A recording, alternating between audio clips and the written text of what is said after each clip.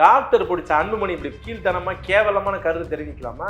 ஏன் ராமதாஸ் பொங்கல் அவமானமாக இருக்கிறது? நான் போய் ஸ்டாலின கோட்டையில பார்க்கணுமா?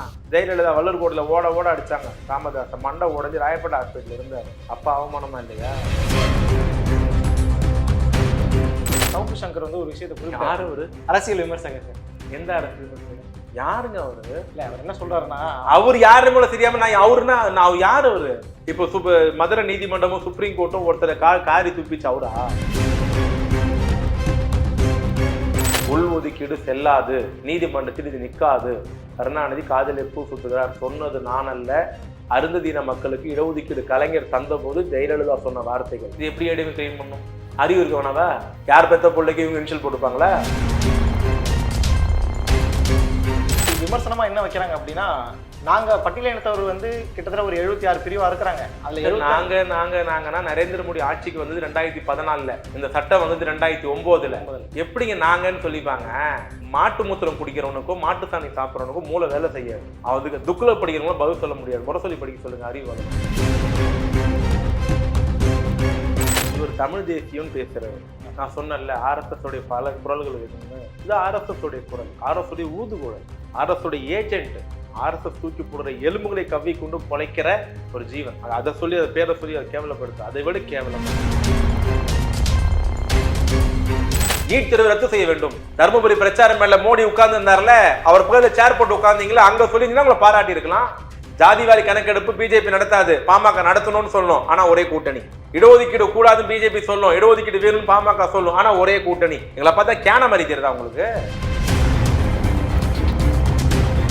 பிஜேபி 4 MLA இருக்காங்கல்ல, என்ன கேள்வி கேட்கிறாங்க? அங்க கேட்ட வேண்டியதானேங்க. எல்லா வாய்ப்பும் தராரு, சபாநாயகர் தராரு, கேள்வி கேளுங்கன்றாரு, அரசு விமர்சனங்கன்றாரு. அங்க பேசுங்க. 4ஆம் தடவை மேலையில் பேசுறதா பேச்செல்லாம் இல்லை. ரோட்ல போற பேச்சுக்கெல்லாம் பதில் சொல்ல முடியாது. அரசியல் தன்னை விளம்பரப்படுத்துகிற பேச்சு என்பது வேறு, மக்களுக்காக பேசுவது என்பது வேறு. இப்ப நீங்க சொன்ன எல்லா தலைவர்களும் தன்னை முன்னிலைப்படுத்திக் கொள்ள, தன்னை விளம்பரப்படுத்திக் கொள்ள, தன்னை வளர்த்துக் கொள்ள பேசுறது.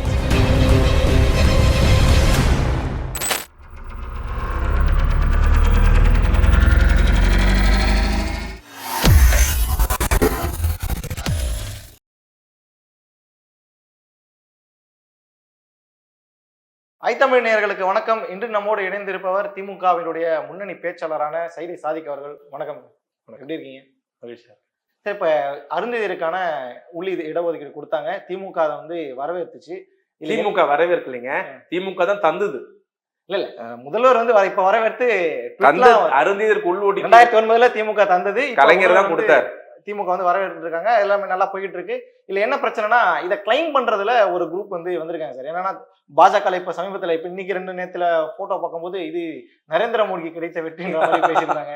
அதிமுக தங்களுக்கு கிளைம் பண்றாங்க. இப்ப யார் தான் சார் இதை கிளைம் பண்ணணும்? 2009 தமிழ்நாடு சட்டமன்றத்தில் கலைஞர் அந்த மசோதாவை கொண்டு வருகிற பொழுது மறுநாள் ஜெயலலிதா 1.5 பக்கத்துக்கு நமது எம்ஜிஆர் பத்திரிகையில அறிக்கை வெளியிட்டார். இது காரணம் நாங்க தான், அதிமுக தான் காரணம். எந்த அறிவாளியாவது சொன்னான்னா நான் தேதியோடு நமது எம்ஜிஆர் பத்திரிகை கொடுத்து அனுப்புறேன், படிச்சுக்கங்க.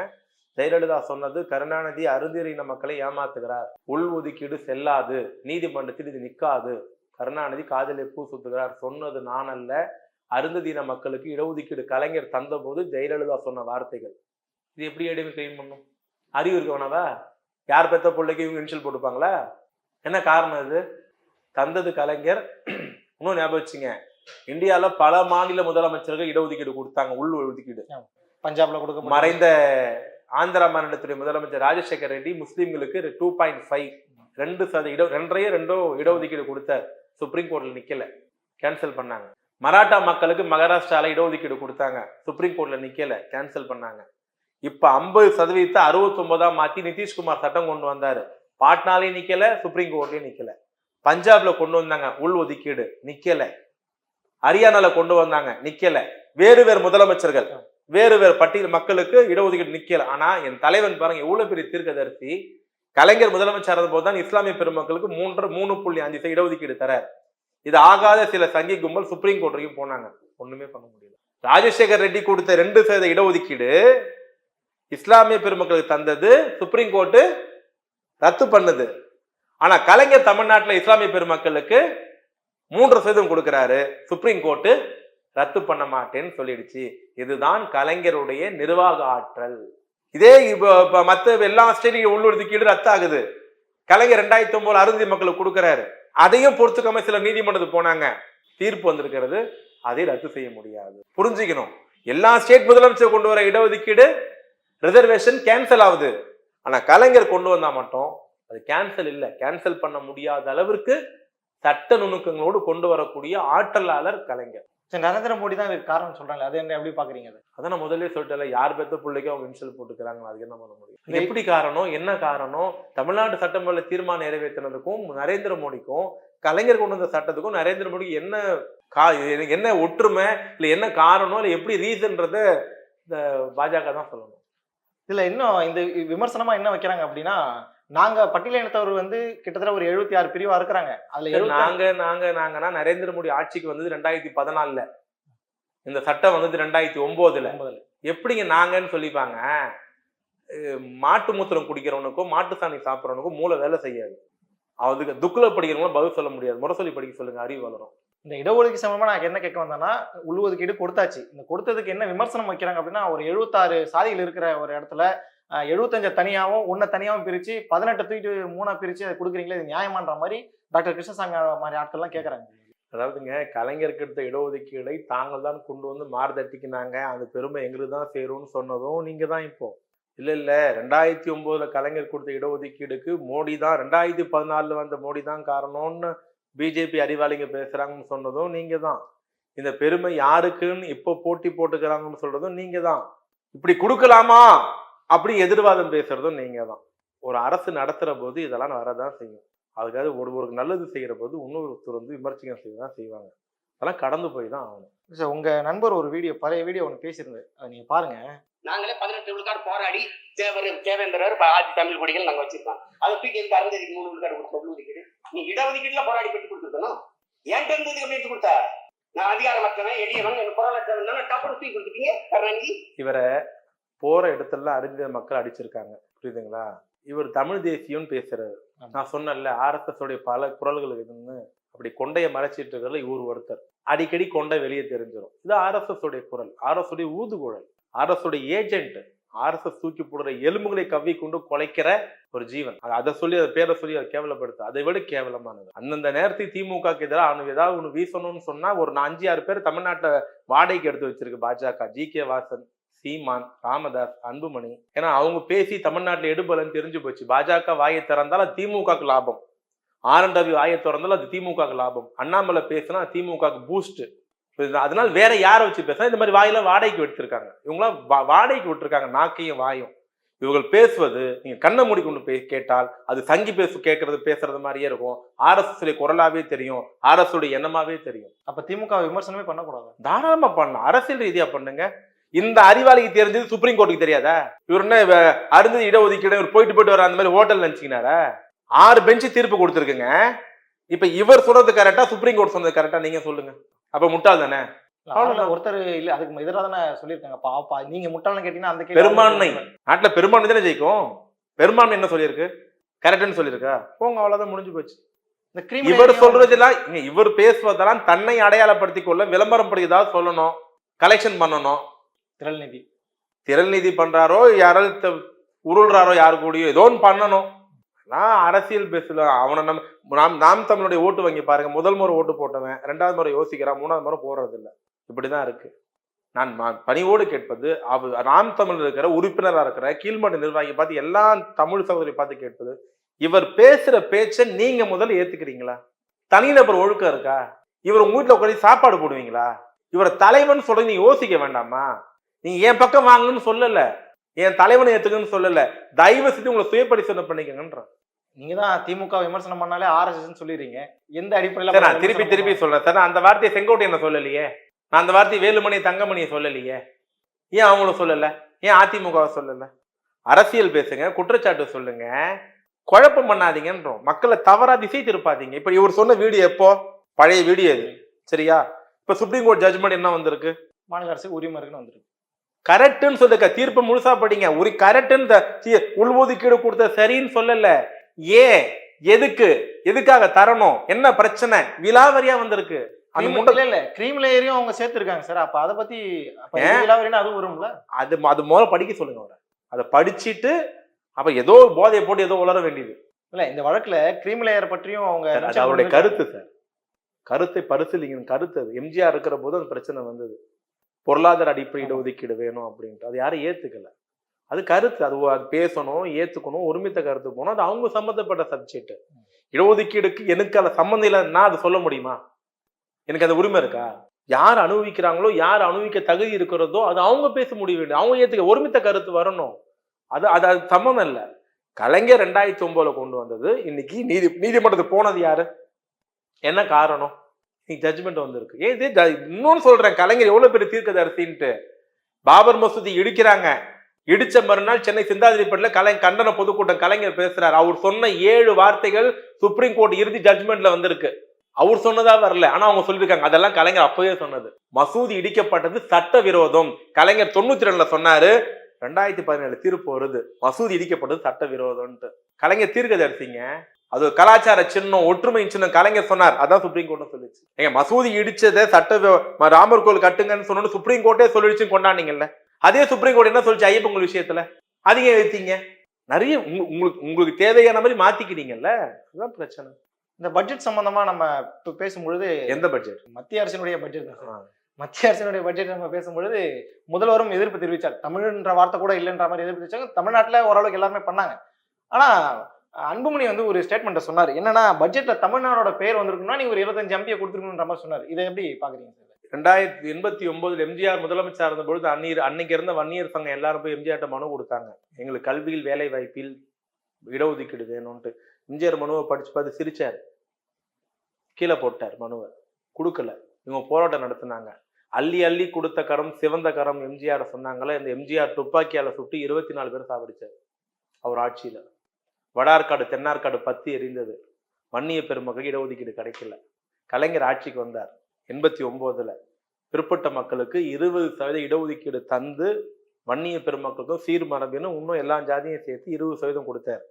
இதுல ஒரு புள்ளி இப்ப கிருஷ்ணசாமி பேசுற மாதிரி அப்போ ஒருத்தவங்க பேசுனாங்க, இவ்வளவு பேருக்கு சேர்த்து கொடுத்தா வன்னியருக்கு எப்படி லாபம் அப்படின்னாங்க. 108 ஜாதியை கலைஞர் சேர்த்தாரு.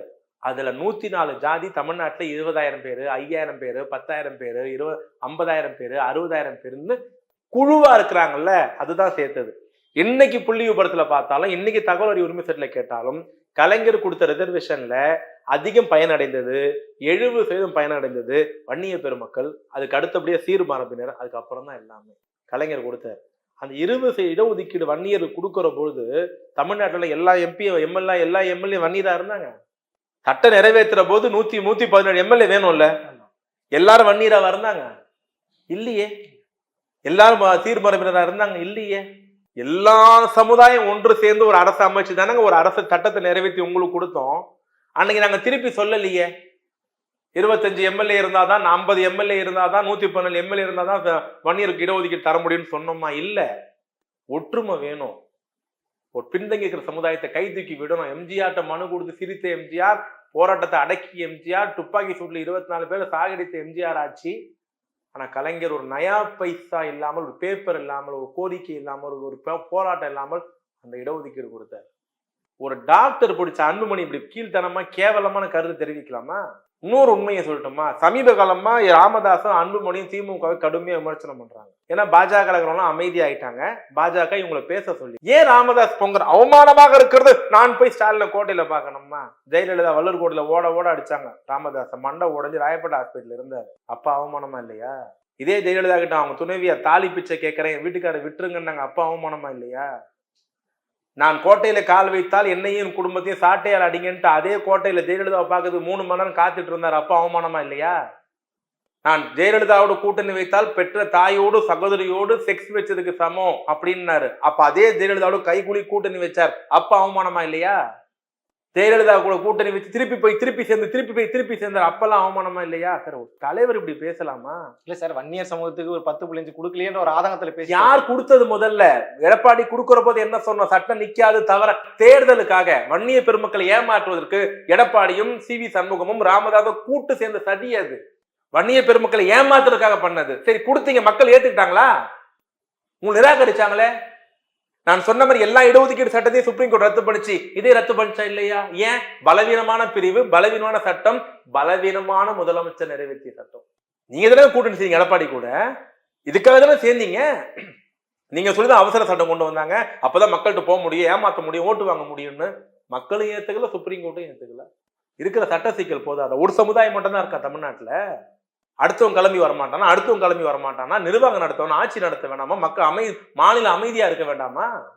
நான் பணியோடு இன்னைக்கு சமூக நீதி பேசுற ராமதாஸ் அன்புமணியும், இன்னைக்கு இடஒதுக்கீடு பேசுற ராமதாஸ் அன்புமணியும், 10.5 பத்தி பேசுற ராமதாஸ் அன்புமணியும், 89 கலைஞர் கொடுத்த இடஒதுக்கீடு பத்தி இப்ப ஏன் பேச மாட்டாங்க? அன்னைக்கு இதே கலைஞர் மகாபலிபுரத்துல சித்திர திருவிழாவில தங்க வெள்ளி சிம்மாசனம் உட்கார வைத்து எங்க வன்னிய சமுதாயத்தை உங்களை விட்டா வேற ஆளுன்னு பேசினவர் தானே ராமதாஸ். இதே மண்டல் கமிஷன் அறிக்கையை பிஜேபி எதிர்த்தது, RSS எதிர்த்தது. இடஒதுக்கீடை RSS பிஜேபி எதிர்க்கிறது. ஜாதிவாரி கணக்கெடுப்பை பிஜேபி RSS எதிர்க்கிறது. இடஒதுக்கீடு மண்டல் கமிஷன் அறிக்கை VP சிங் கொண்டு வந்தார் காரணத்துக்காகவே VP சிங் அரசாங்கத்தை RSS பேச்சை கேட்டு அத்வானியும் வாஜ்பாயும் ஆட்சியை கவிழ்த்தார்கள். இன்னைக்கு அந்த பிஜேபியோடு ராமதாஸ் கூட்டணி செஞ்சுக்கிறாரு. அப்ப வெக்கமா இல்லையா? கதை அளக்குறீங்க. நான் ராமதாஸை அன்புமணி நேரா கேட்கிறேன், VP சிங் அரசை யார் கவிழ்த்தார்கள், எதுக்காக கவிழ்த்தாங்க? இன்னும் ஒருபடி கேட்கிறேன், பிஜேபியில இருக்கிற BC MBC பார்த்து கேட்கிறேன். நாடார், தேவர், கோனார், மோகன், வன்னியர், மோலியர் எல்லாருமே கேட்கிறேன். இங்க MBC, வடநாட்டுல நம்ம எல்லாம் BC OC. மண்டல் கமிஷன் அறிக்கையில பயன்பெற போவது யார்? நாடார் தானே, தேவர் தானே, வன்னியர் தானே, கோனார் தானே. ஏன் அந்த மண்டல் கமிஷன் அறிக்கையை VP சிங் அமுல்படுத்தினார், சட்டமாக்கினார், ஏன் கவிழ்த்தீங்க? பிற்பட்ட மக்களுடைய எதிரி பிஜேபி, பிற்பட்ட மக்களுடைய வளர்ச்சியை தடுப்பதில் குறியாக இருப்பது RSS. ஆனால் தன்னுடைய சுயநலத்திற்காக, தன்னுடைய குடும்பத்திற்காக இன்னைக்கு பிற்பட்ட மக்களுக்கு எதுவுமே நல்லா கேட்டார் ராகுல் காந்தி. ஏன் அன்புமணியை பதில் சொல்லுங்களேன். நிர்மலா சீதாராமன் அல்வா கிண்டுகிற பொழுது ஒரு BC MBC முஸ்லீம் SC கூட கிடைக்கலையா அல்வா கிண்டுறதுக்கு? அல்வானா கடாயில கிண்டுற அல்வா இல்ல, பட்ஜெட் தயாரிக்கிற பொழுது இவங்களும் கூட வச்சுக்க முடியலையே, ஒருத்தரும் காணுமே. அன்புமணி பேச சொல்லுங்க. முழுக்க முழுக்க சுயநலம். அதனாலதான் தேய்பிரியா மாறிட்டு இருக்கு பாமக. அவங்க சாதிவாரி கணக்கெடுப்பு நடத்துங்க, அப்ப அவங்களுக்கு முடிவு தெரியும்ன்ற மாதிரி கேக்குறாங்களே. சரி, நடத்த வேண்டியது.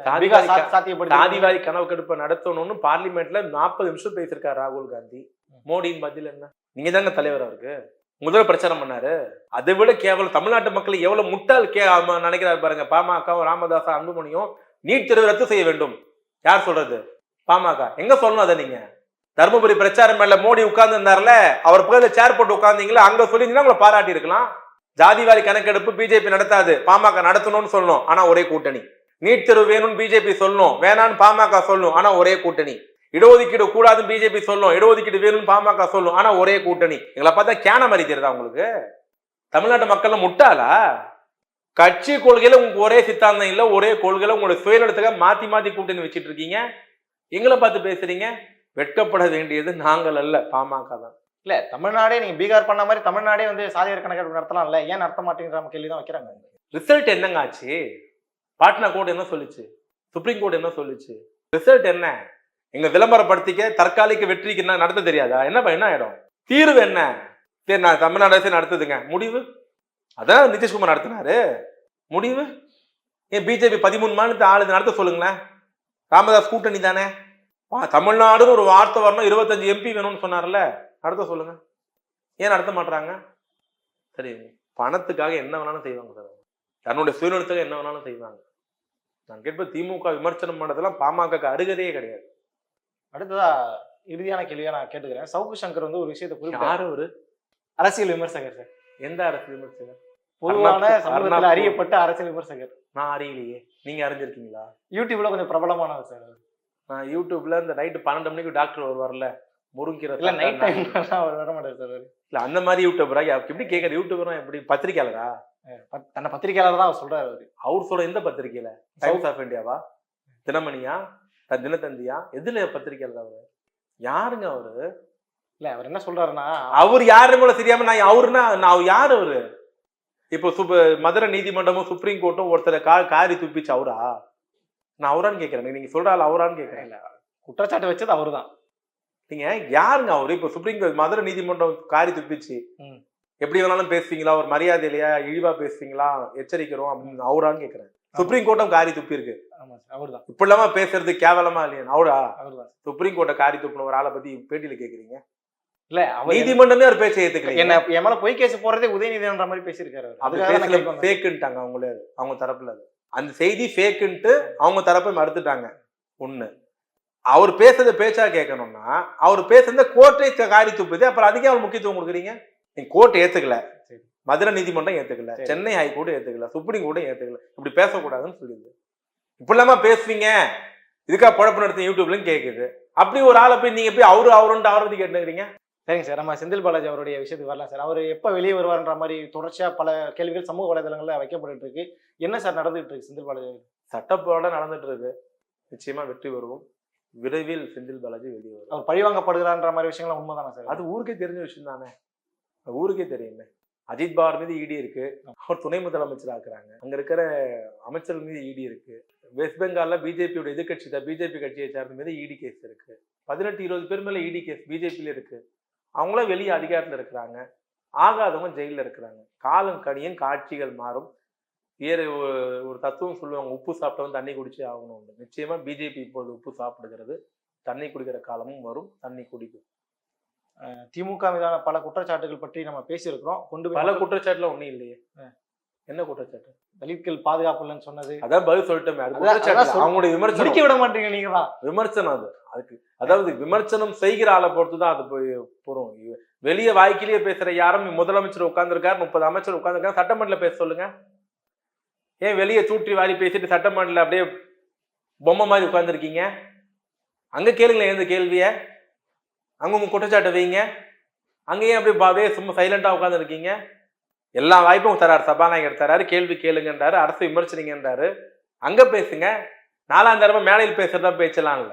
பிஜேபி 4 எம்எல்ஏ இருக்காங்கல்ல, என்ன கேள்வி கேட்கிறாங்க? அங்க கேட்ட வேண்டியதானங்க. ரோட்ல போற பேச்சுக்கெல்லாம் பதில் சொல்ல முடியாது. அரசியல்ல தன்னை விளம்பரப்படுத்துகிற பேச்சு என்பது வேறு, மக்களுக்காக பேசுவது என்பது வேறு. இப்ப நீங்க சொன்ன எல்லா தலைவர்களும் தன்னை முன்னிலைப்படுத்திக் கொள்ள, தன்னை விளம்பரப்படுத்திக் கொள்ள, தன்னை வளர்த்துக்கொள்ள பேசுற பேச்சு. நாட்டுல கொஞ்சம் பேர் இப்படியே வளர்ந்தா கலைஞர் திட்டினாலே வளர்ந்துடலான்ட்டு அப்படி வளர்ந்தவெல்லாம் உண்டு. அப்படியே இதே பாண்டி கையால நினைக்கணும், அதெல்லாம் நடக்காது. உங்களை சீன்றதே இல்லை, பார்க்கவே ஆள் இல்லை. பாஜக எங்களை விமர்சிக்கிறது RSS முகமூடிகளை. ஜி.கே. வாசன் பேசுறாரு, தூக்கி பார்த்தா RSS தெரியுது. கிருஷ்ணசாமி பேசுறாரு, தூக்கி பார்த்தா RSS தெரியுது. ரஞ்சித் பேசுறாரு, நான் சொல்ல வன்னி அரசே சொல்லிட்டாரு, பழைய RSS உடைய ஏஜென்ட். டக்குன்னு திருப்திப்படுத்த பல்ட்டி அடிக்கிறாரு, நான் அண்ணன் திருமாவளவனோடு தான் இருப்பேன், திருமாவளவன் எங்கேயும் விட்டு கொடுக்க மாட்டேன் அப்படின்ட்டு. அப்ப அவர் RSS இல்லைன்னு அவரே சொல்லிட்டாரு. அவர் RSS இல்ல அப்படின்னு விமர்சனம் வந்த பிறகு இந்த உங்களுக்கு தண்ணியில விளக்கம் தரீங்க நீங்க, புரியுதுங்களா? நான் இவர் RSSக்கு உறுப்பினர் கார்டு கிடையாதுங்க. நீங்க இவர் RSS சொல்ல முடியாது. உட்கார்ந்து இருக்க இந்த தம்பியோ இவரோ யாரோ ஒருத்தரோட RSS லிங்க்ல இருக்கலாம். RSS ஒரு சித்தாந்தம், அவங்க மைண்டை மழுப்பி இதாக்கி ஒன் சைடா கொண்டு போறது. அதுக்கு சில பேர் கருத்தியல் ரீதியா போவாங்க, சில பேர் பணத்துக்காக போவாங்க, சில பேர் அதிகாரத்துக்காக போவாங்க, சில பேர் தன்னை பாதுகாக்க போவாங்க. இப்படிதான் RSS நிறைய பேரை உருவாக்கி வைத்திருக்கிறது. பல கருத்துக்களை பகிர்ந்துக்கிட்டீங்க சார், ரொம்ப நன்றி, மகிழ்ச்சி.